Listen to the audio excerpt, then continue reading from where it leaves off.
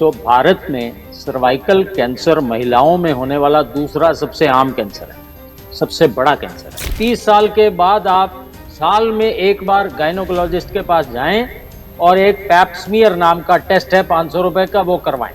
तीसरी या चौथी स्टेज में सिम्टम्स आते हैं, पहली और दूसरी में सिम्टम ही नहीं आते।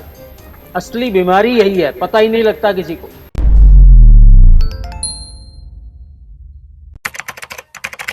नमस्कार, D5 चैनल हिंदी देख रहे दर्शकों का मैं वंदना स्वागत करती हूं। आज एक बार फिर हमारे साथ जुड़े हैं homeopathic expert doctor HK Kharbanda ji. Doctor Kharbanda, आपका बहुत बहुत स्वागत है हमारे इस प्रोग्राम में।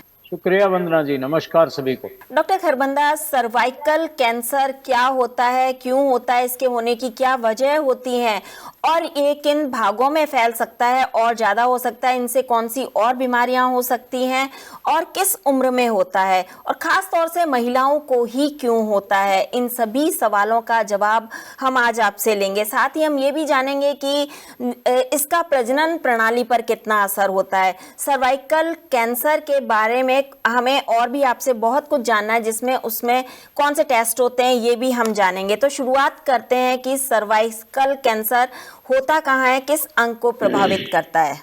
भारत में सर्वाइकल कैंसर महिलाओं में होने वाला दूसरा सबसे आम कैंसर है, सबसे बड़ा कैंसर है दूसरा। और 2020 में 77,000 मौतें हुई हैं सर्वाइकल कैंसर की वजह से। 1,23,000 नए मामले देखने को मिले थे, नए। बाकी पुराने जो चल रहे हैं वो अलग है। तो इतने ज़्यादा मामले। ये कॉमन एज है 30 to 45 की लेडीज़ को। ये प्रजनन अंगों का, महिलाओं का ही सिर्फ कैंसर है। तो ये कैंसर बड़ा आम है और 500 रुपये में इसकी जानकारी मिल सकती है। लेकिन अवेयरनेस की कमी के कारण हर साल लाखों महिलाएं इसका शिकार बन जाती हैं। और इससे बचने का भी, जब अगर बचने का साधन हो, टेस्ट भी हो, फिर भी मरें, तो ये तो जागरूकता की कमी है। ये वंदना जी आपका और हमारा कमी है। ये मैं ये नहीं कहूँगा कि आम लोगों की कमी है, ये हमारी कमी है। हम लोग जागरूकता फैलाने में समर्थ नहीं रहे, तभी ये ऐसा हो रहा है जी। तो अब जी भारत सरकार ने ये बजट जब कल आया है, फाइनेंस मिनिस्टर ने किया, तो उसमें 9 से लेकर 14 साल की लड़कियों को ये फ्री वैक्सीनेशन की अनाउंसमेंट हुई है, जो एक बहुत बड़ा कदम है। हालांकि सिक्किम सरकार ने 2016 में ये शुरू कर दिया। वैक्सीन थोड़ी महंगी है, 3 डोज लगती हैं, 2,500 से 3,000 रुपए की एक डोज आती है। उसका भी सोल्यूशन आ गया है। उसका सोल्यूशन ये serum institute of India Pune वाली, उन्होंने दवाई बनानी इंडिया में शुरू हो गई है। भारत में बन रही है वैक्सीन, 1-2 महीनों में आ जाएगी। 200-250 का। और मेरा काम है जागरूकता फैलाने का। जागरूकता फैलाएं। 30 से 45 साल, 30 साल के बाद आप साल में एक बार गायनोकोलॉजिस्ट के पास जाएं और एक पैप स्मीयर नाम का टेस्ट है 500 रुपए का, वो करवाएं। ये सिंपल आपका काम है। अगर 9 से 14 में वैक्सीन लग जाए, 3 डोजें, तो ठीक है। नहीं लगी, जब पता लगे तब लगवा लो 3 डोज। ये कुछ हमने करना है। बाकी वंदना जी आप पूछिए। डॉक्टर खरबंदा, इसके सिम्टम्स क्या होते हैं, कैसे इसकी पहचान होती है कि सर्वाइकल कैंसर हो गया है और ये होता कहाँ पर है? बच्चेदानी और वेजाइना, योनि, इन दोनों के बीच को जोड़ने वाला, नेक बोलते हैं हम, गॉल ब्लैडर इसकी, यूट्रस की, बच्चेदानी की, वहाँ ये कैंसर होता है। और इसकी 4 स्टेजेस हैं, 1, 2, 3, 4। तीसरी या चौथी स्टेज में सिम्टम्स आते हैं, पहली और दूसरी में सिम्टम ही नहीं आते। असली बीमारी यही है, पता ही नहीं लगता किसी को। और जब पता भी लगे तो सिम्टम क्या आते हैं? वेजाइनल डिस्चार्ज होता है, फाउल स्मेल, बड़ी गंदी स्मेल आती है। महिलाएं शर्म के मारे में ना घर में बताती हैं ना डॉक्टर को बताती हैं। और उनको पेल्विस एरिया में, लोअर एब्डोमेन में या लोअर बैक में, पिछली साइड, नीचे कमर के या नीचे पेडू में दर्द होता है बहुत तेज। लेकिन वो बताएंगे नहीं। हाँ, इसका माहवारी से संबंध रहता है। दोनों माहवारी के साइकिल के बीच में डिस्चार्ज बढ़ जाता है, बीच में दर्द बढ़ जाता है। और ये अगर आपकी सेक्स लाइफ से भी इसका रिलेशन है, अगर आप मल्टीपल पार्टनर वाले हैं तो उसमें भी प्रॉब्लम्स आती हैं। तो कुल मिलाकर ये महिलाओं के प्रजनन से ही सारी रिलेशन है। 30 से 45 साल की कॉमन एज में ये हो जाता है। इससे बचने के लिए पहले अगर 3 वैक्सीन आपने लगवा ली है तो खतरा गया। अगर आपने वैक्सीन नहीं लगवाए, नहीं लगवा सकते, तो 500 रुपए खर्च के पैप्समियर नामक आप टेस्ट करा लीजिए। सिम्टम कभी, हाँ, ये इग्नोर मत करें। अगर आपको गंदी स्मेल वाला डिस्चार्ज है तो इमीडिएटली डॉक्टर के पास जाएं। कमर में दर्द ऐसा है जो दवाइयों से नहीं ठीक हो रहा तो डॉक्टर के पास जाएं, क्योंकि अगर एडवांस स्टेज में जब पता लग जाता है तो ये फैल जाता है और यूरिनरी ब्लैडर में सारे एरिया में फैल जाता है, फिर कोई इलाज नहीं होता। तो इलाज होता है स्टेज 1 स्टेज 2 में, जब कोई सिम्टम नहीं आते। तो इलाज क्या, हमें स्क्रीनिंग ही करानी पड़ेगी। तो साल में एक बार आप कर लें। मैं वंदना जी आपके थ्रू जितनी सोशल ऑर्गेनाइजेशन हैं, जितनी एनजीओज हैं, इन सबको मैं एक अपील करना चाहता हूं कि भाई लंगर लगाओ, बहुत अच्छी बात है, लोगों का पेट भरो, जो आप करते हो सब करो, लेकिन ये अवेयरनेस तो कर लो भाई। एक पैप्समियर का टेस्ट 500-500 रुपए का फ्री करवा दो, ये ज्यादा जरूरी है। जान होगी तब जहान है ना, तो पहले जान तो बचाओ। वुमेन एम्पावरमेंट की बात लोग कर लेते हैं, बेटी बचाओ बेटी पढ़ाई की कर लेते हैं, लेकिन यहां नहीं, इसमें तो बात ही नहीं करेंगे। तो ये आवश्यकता है। स्वास्थ्य की तरफ ध्यान देना भी बहुत ज्यादा जरूरी है। इस बारे में जागरूकता होना बहुत जरूरी है। आप हमें ये बताएं कि ये कितना खतरनाक साबित हो सकता है अगर किसी को सर्वाइकल कैंसर है तो? मैडम, सर्वाइकल कैंसर जिसको होता है 90% केसेस में एडिनोकार्सिनोमा होता है, बहुत तेजी से फैलता है और आसपास के पूरे एरिया में फैल जाता है, यूरिनरी ब्लैडर में, और बड़े कॉम्प्लिकेशंस आती हैं, फिर इलाज बहुत मुश्किल हो जाता है। देखिए, कोई भी कैंसर है, अगर हम शुरुआती स्टेज पे पकड़ लेंगे तो हम उसकी सर्जरी करके उस एरिया को निकाल सकते हैं। सर्जरी करके निकाल देंगे तो 10 से 12 साल अमूमन उसकी लाइफ हो जाती है इंसान। तो वो सबसे, और उसके बाद हम कीमो रेडियो जो भी है, साथ में होम्योपैथी, साथ में आयुर्वेदिक, सब कुछ करके काफी अच्छी हालत में हम मरीज को सालों साल टिका सकते हैं। लेकिन बात वही है, इसकी जागरूकता ही इसका इलाज। क्या गर्भ निरोधक गोलियां भी सर्वाइकल कैंसर करती हैं? बिल्कुल, एक्सेस में अगर आप खाते हैं, अगर आप स्मोकिंग करती हैं महिलाएं, आजकल मुंबई बड़े शहरों में सब महिलाएं स्मोक ड्रिंक सब करने लग गई हैं। वो अगर आप करेंगे, सेफ सेक्स नहीं करेंगे, मल्टीपल पार्टनर्स रखेंगे, मेंटल स्ट्रेस होगा तो ये बढ़ेगा, बिल्कुल बढ़ेगा। देखिए, कुदरत के नियमों के अगेंस्ट जाएंगे तो बढ़ेगा। क्या ये दोबारा भी हो सकता है? मैडम, ये दोबारा वाला सवाल तो क्या आएगा, जब हो गया तो हो गया, ठीक पूरा नहीं होता है। कोई भी कैंसर आज तक पूरी तरह इरेडिकेट नहीं होता। हाँ, स्टेज 1 में अगर आपकी सर्जरी हो जाए, स्टेज 2 में आपकी सर्जरी होकर उस एरिया को निकाल दिया जाए, तो अगले 10 से 15 साल दोबारा होने के चांसेस नहीं होते हैं, वरना रिलैप्स हो सकता है। क्या प्रजनन क्षमता पर इसका कोई असर पड़ता है? मैडम बिल्कुल, देखिए, जब अगर कैंसर है क्या, वहां नॉर्मल सेल्स खत्म होके कैंसरस सेल्स आ जाते हैं, तो डेफिनेटली फर्क तो पड़ेगा। आपका इम्यून सिस्टम भी वीक है, आपके सारे ऑर्गन्स में इन्फेक्शंस है, तो अगर ऐसी स्थिति है तो उसमें प्रेगनेंसी हम एडवोकेट ही नहीं करते। आपको फैमिली प्लान, इसीलिए ये बहुत अच्छा सवाल किया आपने, फैमिली प्लानिंग से पहले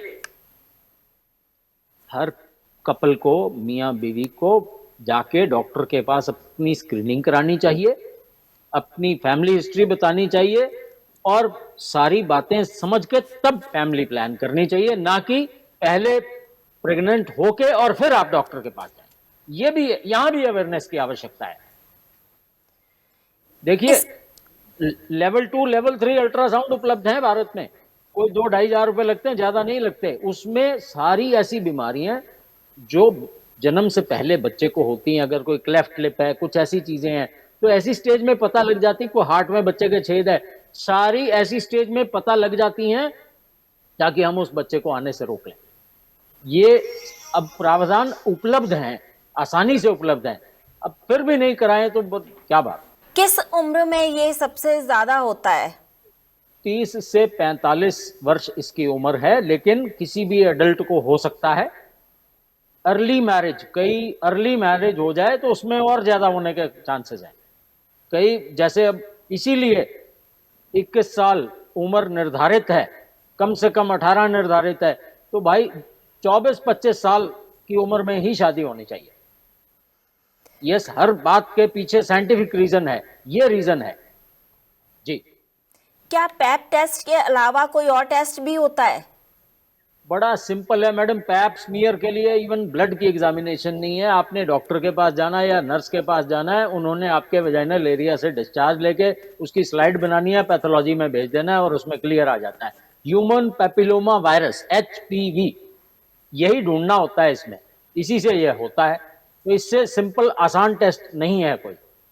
डिपेंड करता है, सरकारी अस्पतालों में फ्री भी है, प्राइवेट में भी 300 से 500 600 रुपए इतने ही लगते हैं, इससे ज्यादा नहीं लगते। डॉक्टर खैरबंदा, इसका क्या इलाज है? किस तरीके से इसका इलाज किया जा सकता है?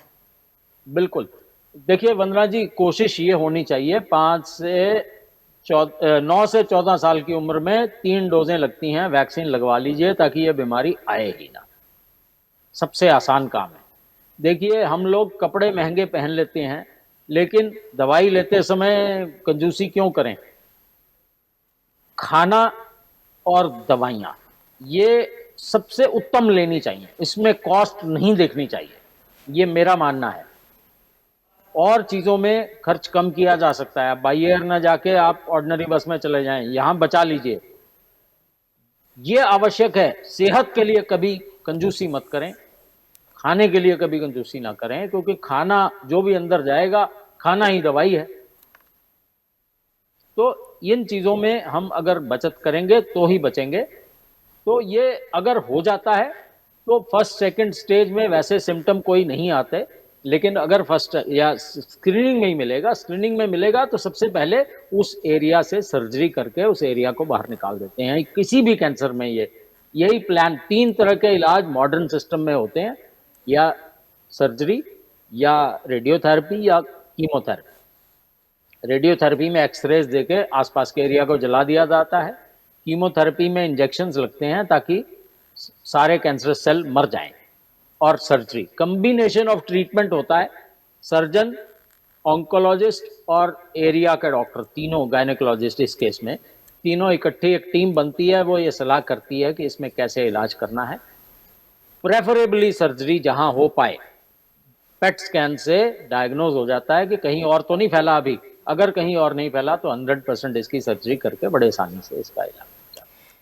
जैसा कि आपने अभी बताया कि ये और भी फैल सकता है, तो शरीर के और कौन से भागों में फैल सकता है? कितना खतरनाक होगा ये? बिल्कुल बिल्कुल, बहुत ज्यादा खतरनाक होता है। 3rd और 4th स्टेज में यूरिनरी ब्लैडर में फैलेगा, पूरे पेल्विस में फैल जाएगा, धीरे धीरे नहीं आप ख्याल करेंगे तो ऊपर सारे शरीर में ही अल्टीमेटली फैल जाता है। इसलिए बिल्कुल इसको आगे से बढ़ने से बचाना चाहिए, तभी बचत होती है।